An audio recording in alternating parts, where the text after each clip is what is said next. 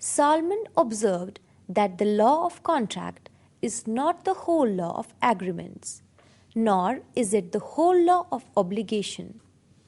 In English law, it is a settled principle that in contract there must be legal relation, but there is no provision in the Indian Contract Act, nor has there been any reported decision requiring that an offer or its acceptance should be made with the intention of creating legal relations.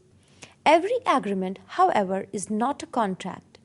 Agreement may relate to social matters and may not be intended to have any legal consequences.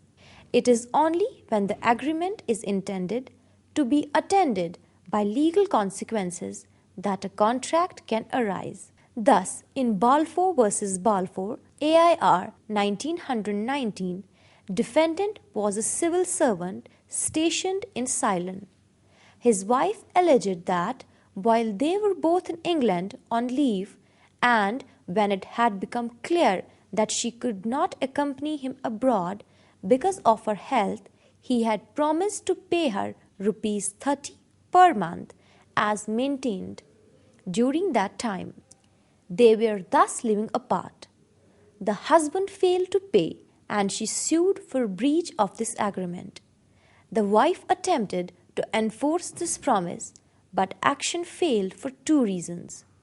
First, she had not provided any consideration, and the parties did not intend the agreement to be legally binding. On the second ground alone, most domestic agreements between husband and wife are not contracts.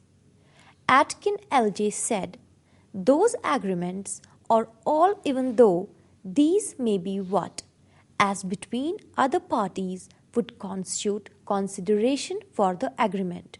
They are not contracts because the parties did not intend that they should be attended by legal consequences.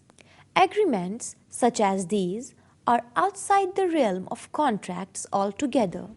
The Balfour principle applies to dealings between other relations as father and son and daughter and mother. As in case of Jones versus Paddowayton, AIR 1969. This does not, however, mean that in family or personal matters there cannot be a legally binding contract. All that the law requires is that the parties must intend legal consequences. In M.C. Grigor versus M.C. Grigor, AIR 1888, there was a binding agreement between a husband and wife to withdraw their complaints under an agreement, by which the husband promised to pay her an allowance and to refrain from pledging his credit. The agreement was held to be a binding contract.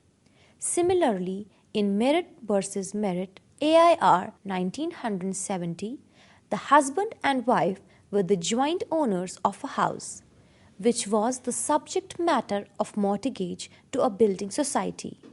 The husband left the matrimonial home to live with another woman. At that time, at the instance of the wife, the husband signed a note saying that the wife will pay all the outstanding amount in respect of the house, and in return, the husband will transfer the property into her sole ownership. It was held that in this case it was clear that the parties intend to create legal relationship and therefore the husband was bound by the contract. All that the law requires is that the parties must intend legal consequences. For example, an agreement between the relatives to share a house property has been held to be Chandrakant versus CIT, AIR 1992, that a contract of any kind, including that of a partnership between the members of undivided Hindu family, is quite possible.